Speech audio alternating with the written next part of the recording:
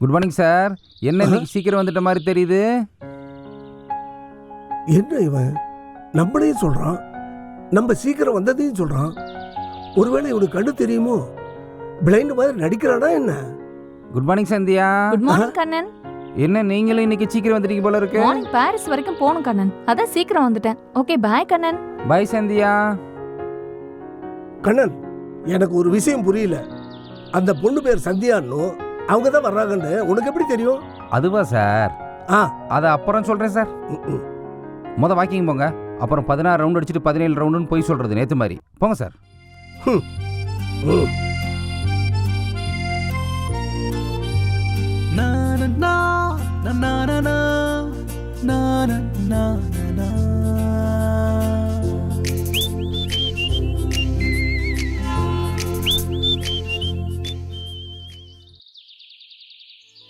கண்ணன், இன்னைக்கு 16.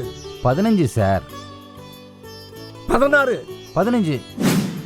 கண்ணன், இன்னைக்கு 15. 13. சந்தியா 15.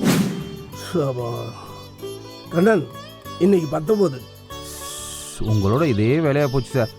டெய்லி தப்பு தப்பாவே சொல்றது. இன்னைக்கு 18 தான். 19. 18. இப்படி தாங்க டெய்லி நடராஜன் வாக்கிங் போயிட்டு வந்து ரவுண்ட்ஸ் நம்பரை சொல்கிறதும் அது தப்புன்னு கண்ணன் சொல்கிறதும் வாடிக்கையாக இருந்துச்சு.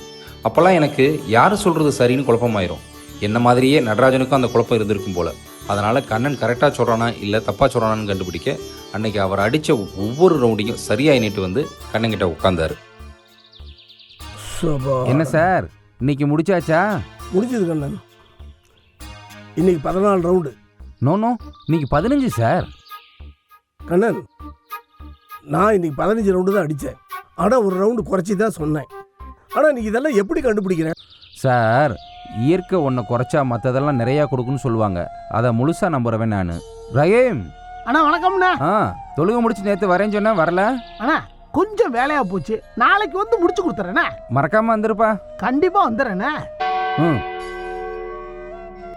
சரி சார், என் ஃப்ரெண்ட் சுப்பு வெயிட் பண்ணுவாங்க.